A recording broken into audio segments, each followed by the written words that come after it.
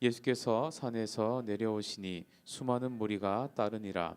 한 나병 환자가 나와 절하며 이르되 주여 원하시면 저를 깨끗하게 하실 수 있나이다 하거늘 예수께서 손을 내밀어 그에게 대시며 이르시되 내가 원하노니 깨끗함을 받으라 하시니 즉시 그의 나병이 깨끗하여진지라. 아멘. 자, 사도행전 2장 37절 38절 말씀 두 절입니다.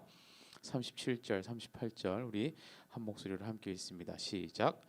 그들이 이 말을 듣고 마음에 찔려 베드로와 다른 사도들에게 물어 이르되 형제들아 우리가 어찌할꼬 하거늘 베드로가 이르되 너희가 회개하여 각각 예수 그리스도의 이름으로 세례를 받고 죄 사함을 받으라. 그리하면 성령의 선물을 받으리니. 아멘. 뭐 이제는 조금씩 익숙해지시는 것 같아요. 우리가 이 상황이 안 좋아지면 집에서 예배드리고 또 상황이 좀 괜찮아지면 또 교회 나오고 처음만 했을 때만 해도 확진자가 이렇게까지 많지 않았음에도 불구하고 아무것도 할 수 없을 것 같다는 생각이 들었었고 목사님도 예외가 안 되지 않을까? 아예 교회를 폐쇄해야 되는 거 아닌가?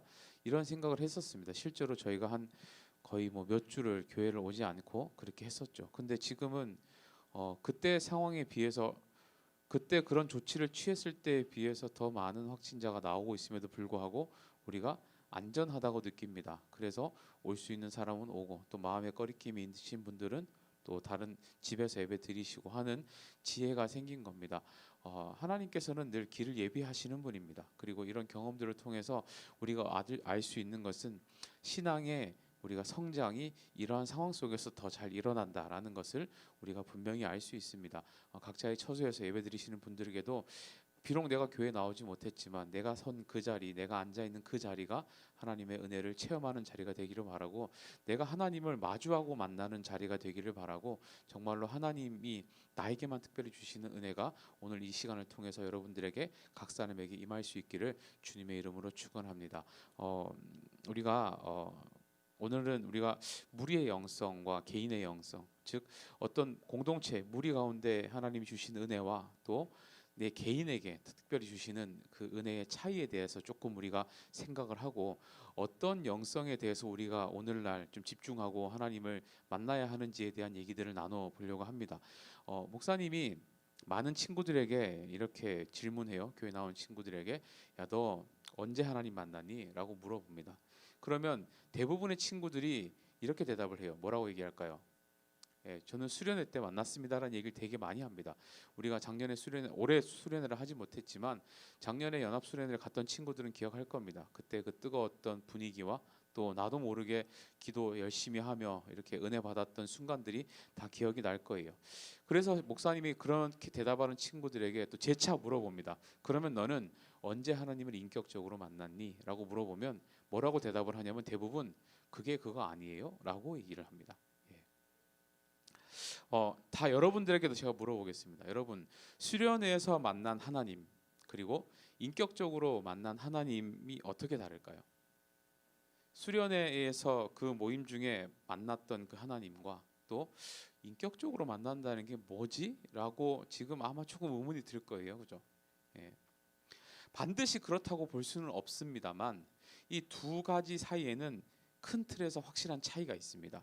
어, 이게 무리 중에 임하신 하나님의 역사인가 은혜인가 아니면 내 개인의 영혼에 하나님께서 내려주시는 역사인가의 차이가 분명히 있습니다. 물론 이거를 확실하게 구분할 수는 없습니다. 왜냐하면 무리 중에 임하신 그 하나님이 특별히 그 상황 속에서 내 개인에게도 찾아오시기도 합니다. 그리고 내 개인에게 찾아오신 하나님의 그 영향이라는 게 내 주변에 있는 사람들에게 흘러가기도 해요. 그렇기 때문에 이거는 무리 중에 임한 역사이다, 이거는 개인의 역사이다라고 완전히 구분하기는 어렵습니다. 하지만 큰 틀에서 질적인 차이는 분명히 있습니다. 예를 들어 볼게요. 자, 우리 아까 지난 작년 수련회 얘기를 했는데 수련회 가면 여러분 집회 참석하면 마음이 어떤가요? 막 그때 기분 기억나시죠? 어땠어요, 기분이? 막 뜨거워집니다. 그죠? 막 벅차오르고요. 그리고 나도 모르는 어떤 그런 뿌듯함 이런 것도 막 생기고 지금 생각해 보면 그 왜 이렇게 울었지 싶은데 그때는 나도 모르게 막 눈물도 막 많이 났습니다. 그리고 지금 당장 내가 이제 세상으로 가고 학교로 돌아가면 뭔가 대단한 것들을 할 수 있을 것 같은 그런 막 마음도 막 생겨요. 예. 처음에는 기도하는 게 너무 어색하죠. 기도하는 게 막 주변의 친구들도 보게 되고 막 소리내서 못 하겠고 손도 못 들겠고 그런데 어느 순간에 막 옆에 주변 친구들이 막 뜨겁게 기도하고 손 들고 기도하고 이러니까 나도 모르게 막 같이 그렇게 기도하고 내 마음도 막 동요되는 그런 일들이 막 생기죠. 예. 찬양 부를 때도 처음에는 그냥 서서 이렇게 불렀는데 나중에 보니까 박수를 막 쳐요. 나중에는 나도 모르게 막 주변 사람 신경 안 쓰고 막 뛰면서 막 정신없이 이렇게 막 찬양을 부릅니다. 예. 그 스스로 질문 한번 해봅시다. 나를 그렇게 움직였던 힘이 뭘까요? 지금 당장 여기서 하라고 하면 못 하는데 나를 그렇게 막 움직였던 힘이 도대체 뭘까? 저는 이 현상이 바로 무리에게 임하신 하나님의 은혜라고 봅니다. 예. 우리의 모임 중에 우리의 무리 중에 하나님께서 임하신 거예요. 예. 그러다 보니 그 무리 안에 있는 힘에 의해서 내가 성령의 이끌림을 받는 겁니다. 성령의 이끌림을 받아요. 예. 그래서 내가 뜨거워지고 하나님을 체험할 수 있는 은혜의 자리로 나갈 수 있는 겁니다. 저는 개인적으로 이 무리 중에 임하는 하나님을 체험하기 딱 좋은 나이가 여러분 나이라고 생각합니다.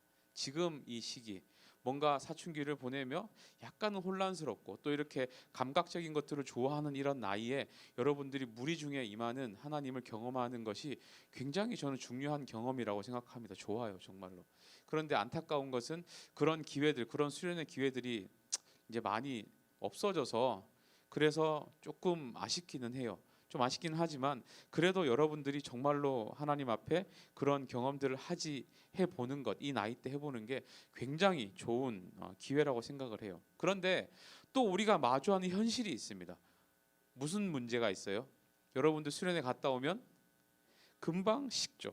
예. 그 은혜가 오래 가지 않는다는 걸 우리가 금방 알아요. 얼마나 가든가요? 한 일주일 가나요? 한 일주일까지는 가는 것 같아요. 수련회 갔다 오면 여러분들 얼마나 막 마음에 뜨거움이 생깁니까? 한 달 정도 갑니까? 한 달 정도면 많이 가는 것 같아요. 그죠? 분명히 내가 하나님을 경험하지 않은 건 아닙니다.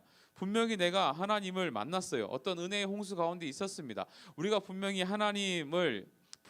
은혜를 받았어요. 그런데 이상하게 금방 식어요. 왜 그럴까? 왜 금방 식을까요? 이게 우리 무리 중에 임한 은혜의 특징입니다. 무리 가운데 임한 특징은요, 완전히 내 것이 되기가 어려워요. 무리 가운데 임한 하나님의 은혜는요, 완전히 내 것으로 삼기가 참 어렵습니다. 예. 이게 뭔가 분위기에 휩쓸렸고요. 그 분위기가 주는 힘 때문에 같이 뜨거워지긴 했는데 내 안에 뭔가 확실한 증거라고 삼기에는 약간은 애매한 좀 성격이 좀 있어요. 예. 오늘 우리 읽었던 마태복음 8장 본문에 나오는 이 무리라고 표현된 사람들이 딱 이런 상황 가운데 있는 사람들이에요. 지난주에도 우리가 함께 이 본문을 살펴봤는데 그렇게 좋은 예수님의 말씀을 들었습니다. 예수님께서 그 누구보다 하나님 나라와 복음에 대해서 정확하게 설명하셨고 은혜롭게 설명하셨고 쉽게 설명하셨고 비유로 설명하셨고 너무나 많은 그 예수님보다 누가 더 복음과 하나님의 나라에 대해서 잘 가르칠 수 있겠어요. 그죠? 그리고 그 예수님의 말씀을 들었던 사람들이 아마도 다 무미건조한 사람들은 없었을 겁니다. 다 은혜 받았을 거예요. 그런데 정작 누구만 은혜를 입었다 그랬어요? 실질적인 은혜는 나병 환자 한 사람만 은혜를 입었다고 했습니다. 왜 그랬어요? 예. 간절함과 믿음의 차이라 그랬어요. 예. 정말로 그 말씀을 듣고 간절한 마음으로 우리 예수님을 직접 찾아갔던 이 나병 환자는 그 실질적인 인생의 문제를 해결받는 은혜의 수혜자가 되었지만 아무리 좋은 말씀 듣고 우리가 생명의 말씀을 들어도 그냥 듣기만 하면 나에게 아무것도 안 일어난다는 거예요. 은혜의 체험은 있을 수 없다는 겁니다. 예. 이게 여러분 앞서 말씀드렸던 무리의 영성과 개인의 영성의 차이입니다. 예. 앞서도 말씀드렸지만 그곳에 있었던 많은 그 무리들이 은혜를 받지 않았다고 볼 수는 없는 겁니다. 예수님의 말씀을 듣고 은혜를 받지 않았다? 아마 은혜를 받지 않았던 사람은 떠났을 겁니다. 미리. 거기에 끝까지 남아있지도 않았을 거예요. 잘 들리지도 않는 야외에서, 산에서, 들판에서, 그 마이크도 없던 시절에 예수님이 생목소리로 얘기하시는 것, 예수님이 얼마나 고함을 치시고 목청이 좋으셨을지 모르지만 어쩔 때는 이 많은 말씀들을 하시면서 작게 말씀도 하셨을 거고 크게 말씀도 하셨을 텐데, 그렇게 좋지 않은 환경 속에서 그 무리들이 그 자리를 지키며 예수님의 말씀을 들었다는 것은 분명히 그들이 은혜를 받았다는 겁니다. 마음에 감동이 있었을 거예요. 예수님 말씀 들으면서 아멘도 했을 거고요. 때로는 정말 어떤 희열을 느끼는 포인트에서는 막 박수도 쳤을 거예요. 예수님의 말씀이 별로였다면 그들은 중간에 떠났을 겁니다. 그런데 그들은 끝까지 있었어요. 심지어 예수님께서 모든 말씀을 마치시고 산에서 내려오실 때에 따라 내려오기까지 합니다. 분명히 그 무리들은 은혜를 받았다고 추정해 볼 수 있습니다. 받았을 거예요. 그런데 중요한 건 뭐예요? 중요한 거는 은혜를 받기는 받았는데 그들의 삶에 아무것도 안 일어났다는 거예요. 은혜를 받기는 받았는데 그들의 삶에 어떤 역사가 아무것도 일어나지 않은 겁니다. 그냥 좋은 기운만 받은 거예요. 무슨 의미가 있죠? 여러분들이 교회 나오고 수련회 갔다 와서 은혜 받았어요. 너무 좋아요. 막 마음이 벅찼어요. 그런데 내 삶에 아무런 변화가 없어요. 그럼 무슨 의미가 있죠? 우리가 약간은 이 은혜를 체험하는 것에 있어서 조금은 예민하게, 조금은 경계하면서 접근해야 되는 것이 바로 이 모습이에요. 수많은 무리 속에 있으면 나도 모르게 느껴지는 힘이 있습니다. 예를 들면 얼마 전에 그 나훈아라는 아주 유명한 가수가 있습니다. 방송에서 혼자 2시간 정도를 노래를 불렀어요. 근데 어르신들이 표현이 그런 겁니다. 진짜로 그건 아니지만 뭐라고 하냐면, 나훈아 노래 부르는 거 보고 있으니까 나도 모르게 은혜 받았어, 이런 분들이 계세요. 근데 그 은혜가 그런 은혜가 아니에요. 우리가 생각하는 은혜가 아니고 뭔가 마음에 감동이 있었다, 벅차는 게 있었다, 이런 겁니다. 여러분들 전혀 좋아하지 않는 가수의 콘서트를 한번 가보세요. 나도 모르게 막 뜨거워져요. 그 사람 안 좋아했었는데 콘서트에 가면 그 무리 중에 함께 하는 그 노래하는 거, 떼창 부르는 그 가운데 나도 모르게 전율이 막 느껴져요. 이게 무리 속에 들어가면 나오는 어떤 그런 힘이 분명히 있습니다. 우리가 모여서 예배드리고 찬양할 때도요, 그런 힘이 분명히 있습니다. 뭔가 찬양을 부르면 내 마음속에 나도 모르게 느껴지는 진동 같은 게 분명히 있어요. 같이 예배드리고 마지막에 결단 기도하고 하면 나도 모르게 막 좀 더 뜨거워지는 이런 게 분명히 있습니다. 그런데 우리가 조심하며 경계하며 예민하게 접근해야 되는 것이 있습니다. 뭐냐 하면 그것이 진짜 우리 신앙이라고 볼 수 있는가는 또 다른 문제입니다. 그게 진짜 내 신앙인가라고 질문하면 그렇다라고 할 수도 있겠지만 그게 아닐 수도 있어요.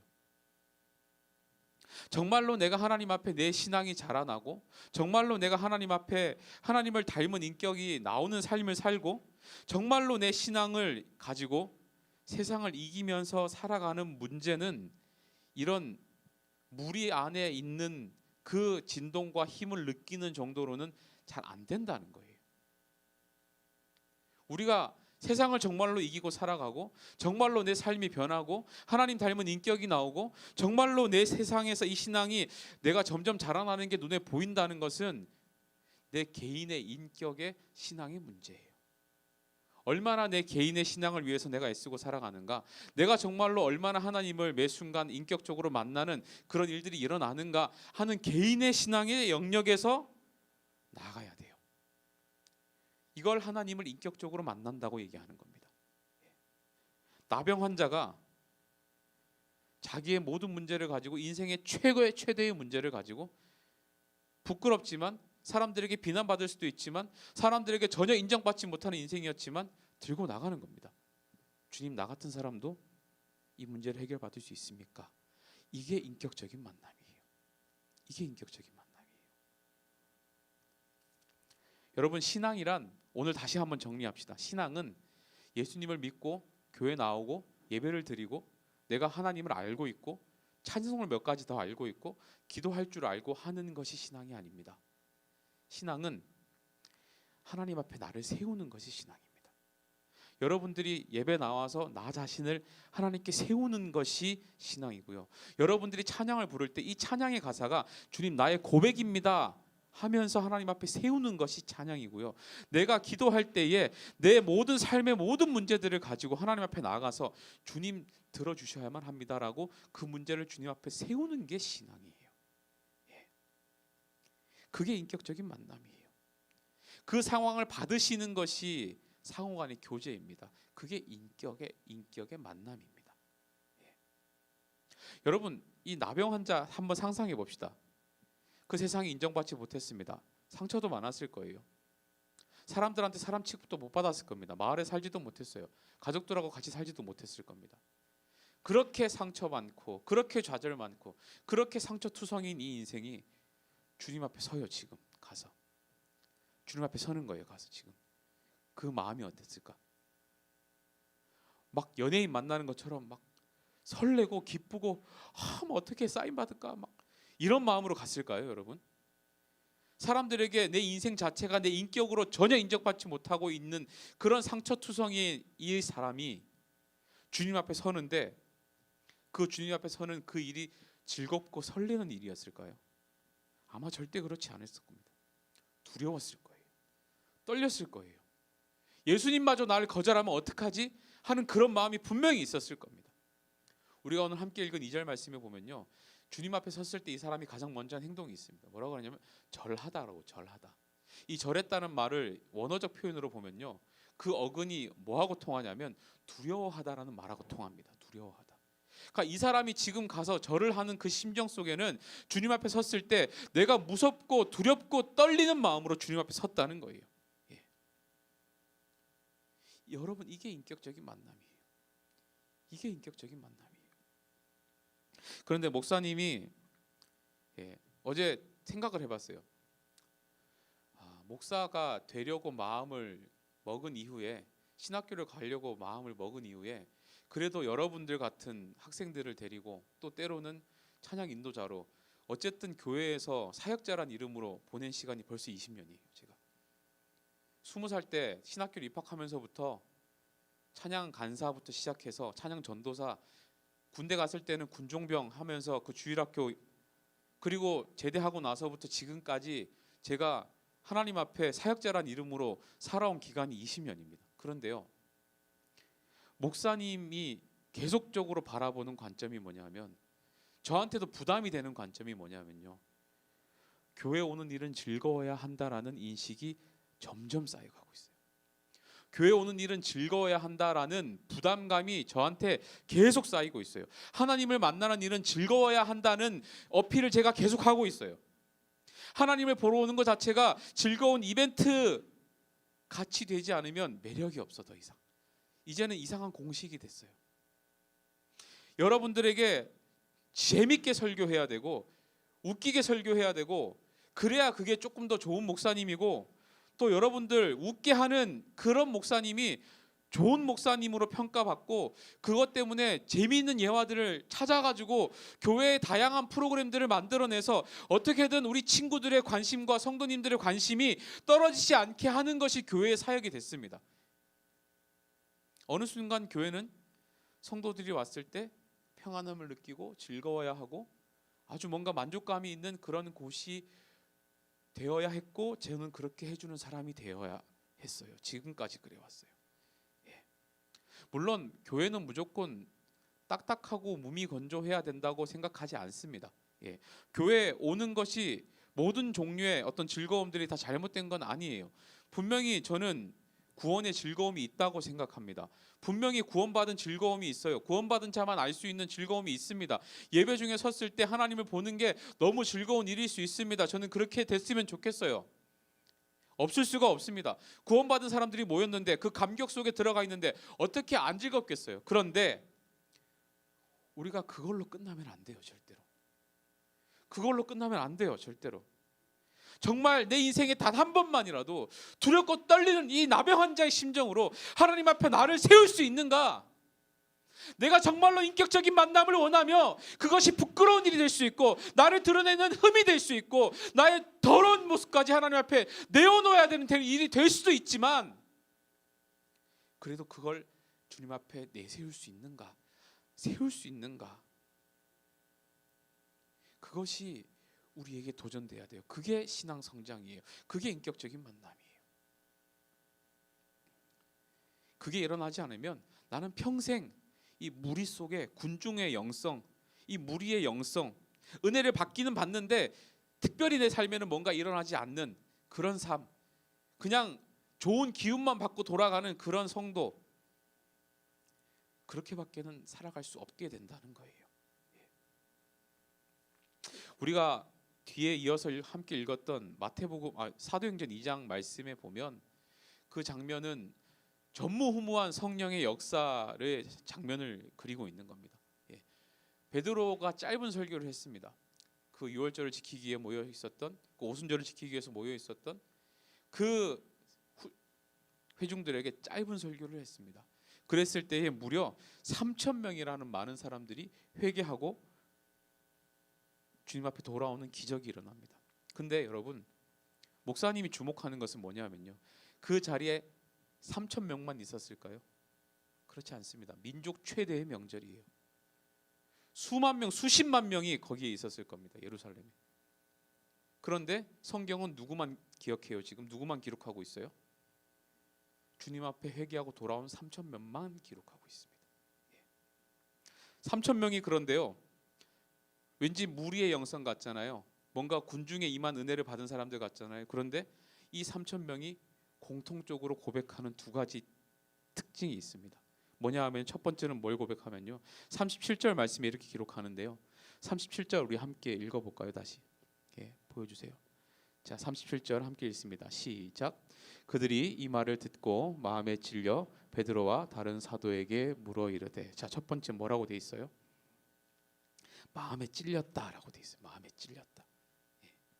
각각의 심령이 마음에 찔렸다는 거예요. 내 부끄러운 모습들이 드러났다는 겁니다. 하나님 앞에 감추고 싶은 내 마음의 상태가 드러났다는 거예요. 찔렸어요. 각각의 영혼에 하나님이 인격적인 자극을 주기 시작한 겁니다. 그랬을 때 그들이 어떻게 반응합니까? 38절 말씀에 마지막 부분에 보면 뭐라고 있습니까? 함께 읽습니다. 시작. 형제들아 우리가 어찌할꼬. 뭐예요? 내가 어떻게 해야 되죠? 내가 어떻게 해야 되죠? 라고 반응하고 있어요. 이런 마음이 찾아온 사람들의 마음의 상태가 어땠을까? 내가 지금 찔렸어요. 기쁩니까? 행복해요? 설렙니까? 두려웠을 겁니다. 내가 뭔가 하나님 앞에 자극이 됐는데, 하나님이 내 마음을 찌르셨는데 그게 내 흠이에요. 그게 내 연약함이에요. 그게 도저히 다른 사람하고는 공유하기 힘든 내 어떤 은밀한 죄일 수도 있습니다. 그때에 하나님이 그들의 마음에 주신 반응이 뭐예요? 어떻게 해야 되죠? 주님, 내가 어떻게 해야 되죠? 라고 반응하는 겁니다. 여러분, 이게 인격적인 반응이에요. 우리가 두렵고 떨리는 마음으로 주님 앞에 와서 찬양을 부를 때, 기도할 때, 설교 들을 때 여러분들의 마음에 이 반응이 있어야 돼요. 그들이 마음에 찔려. 주님, 내가 어떻게 해야 되죠? 설교를 들었을 때 여러분들이 지난 날에 하나님 앞에 부끄러웠던 모습들이 떠올라요. 주님, 내가 어떻게 해야 되죠? 주님이 아니고서는 해결할 수 없는 문제가 생각나요. 주님, 내가 어떻게 해야 되죠? 이게 여러분 인격적인 만남이에요. 이게 인격적인 만남이에요. 주님, 내 마음이 찔립니다. 지금 제가 뭔가에 지금 자극이 되었습니다. 주님, 도저히 부끄러워서 내 입으로 말할 수 없는 어떤 모습이 생각났습니다. 주님, 주님이 하셔야만 해결할 수 있는 그 문제가 지금 생각났습니다. 주님, 어떻게 해야 되죠? 라고 기도하는 거예요. 여러분, 이런 종류의 기도는요, 인격적인 만남이 일어난 사람만 기도할 수 있습니다. 그냥 무리의 군중 속에서 은혜 받은 사람들의 기도는 이렇게 될 수가 없어요. 그냥 잘 되게 해주세요, 문제 해결해 주세요, 도와주세요 종류의 기도는 할 수 있습니다. 마음이 벅차오르면. 그런데 한 사람 한 사람의 마음을 찌르시고 나 자신을 주님 앞에 세우는 일이 일어나면 우리의 가장 자연스러운 반응은 주님 내가 어떻게 해야 되죠? 라는 반응이 첫 번째입니다. 그 기도면 충분해요. 여러분도 살아가실 때 막연한 일을 만나시고 뭔가 주님 앞에 기도하지 않고는 견딜 수 없는 상황들이 찾아오면요, 우리 입에서 가장 먼저 나와야 하는 기도는요, 주님 어떻게 해야 되죠? 주님 내가 어떻게 해야 되죠? 이겁니다, 여러분. 이건 인격적인 만남을 한 사람만 이렇게 기도할 수 있어요. 목사님이 코로나 시대를 보내면서 안타까운 게 이거예요. 지금까지는 무리의 영성이라도 우리가 누릴 수 있었습니다. 지금까지는 교회 오기만 하면 그래도 같이 찬양하면서 오는 어떤 진동 같은 것, 같이 이 모임 중에 하나님이 은혜를 주시고 임하는 그 은혜라도 맛볼 수 있었어요. 마음에 어떤 좋은 기운이라도 받아갈 수 있었어요. 그게 비록 내 삶을 변화시키지 못하더라도 하나님과 나를 이어주는 끈 정도의 역할은 해줄 수 있었어요. 때로는 내가 주님 어떻게 해야 되죠? 라는 마음의 자극이 없었을지라도 내가 주기적으로 오는 이 자리에 이 무리에 속한 것 때문이라도 그래도 내가 은혜의 백성으로 살아갈 수 있는 이유가 있었고 변명거리가 있었어요. 그런데 이제 그게 무너집니다.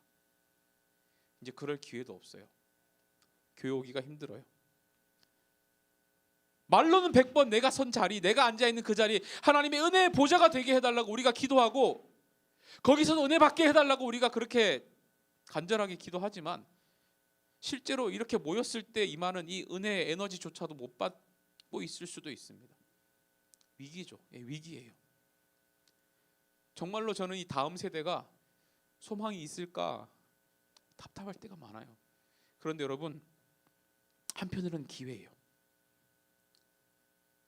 개인의 영성을 회복할 수 있는 기회라는 겁니다. 이 무리 중에는 고백할 수 없는 나의 어떤 마음의 어려움과 짐들을 내가 지금 앉아있는 그 자리에서 하나님 앞에 고백할 수 있잖아요. 주님 내가 어떻게 해야 되죠? 우리가 어찌할꼬? 주님 내가 지금 어떻게 해야 됩니까? 라고 말할 수 있잖아요. 지금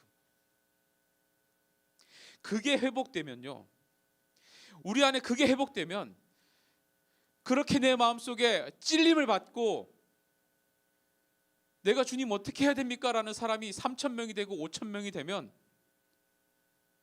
그게 교회가 회복되는 거예요. 이제 그게 이 땅이 회복되는 겁니다. 하나님은 우리에게 나와 나의 인격, 하나님과 나와의 인격적인 만남을 이 어려운 기간 동안에 준비하고 계실 수도 있다는 겁니다. 이 모든 상황들을 여러분 기회로 보시기 바랍니다. 기회로 받을 수 있으면 좋겠습니다. 찬양팀 좀 앞으로 나오실래요? 네. 말씀을 준비하면 좀 답답함이 있었어요. 네. 하나님, 예배를 이렇게 자꾸 못 드리게 되면, 우리가 이렇게 예배를 자꾸 온라인으로 드리게 되면 하나님 괜찮을까요? 라는 제 안에 어떻게 보면 불신이었습니다. 그런데 말씀을 준비하며 저 회개했습니다. 어쩌면 이것이 기회일 수도 있겠다. 어쩌면 진짜 각 사람의 심령이 찔림을 받고 주님 내가 어떻게 해야 됩니까? 라고 고백하는 기회가 될 수 있겠다. 우리 선생님들이, 우리 친구들이 지금 있는 그 자리에서 내 마음의 찔림을 받아서 하나님 앞에 나를 인격적으로 세우고 두렵고 떨리는 마음이지만 찾아가서 주님 내가 어떻게 해야 되죠? 라고 말할 수 있으면 그거면 충분하다. 저 다시 회개했습니다. 여러분, 우리 이 시간 나는 오늘을 살리라는 이 찬양을 함께 부를 텐데요, 정말로 우리 주님께서 빛이 없는 이 바다 한가운데 홀로 남겨진 것 같은 이 어려운 시대를 우리가 살아가지만 주님께서는 절대 나 버리지 않으시고 날 안아주시고 나에게 소망이 되어주시고 내 손 잡아주시고 나와 나 사이에, 하나님과 나 사이에 그 어떤 장애물도 없이 인격적으로 그냥 하나님을 만나기를 원하는, 인격적인 만남으로 나를 세우기를 원하는, 나 있는 모습 그대로 받기를 원하시는 그 하나님의 계획이 있음을 이 시간 우리가 인정하면 좋겠습니다.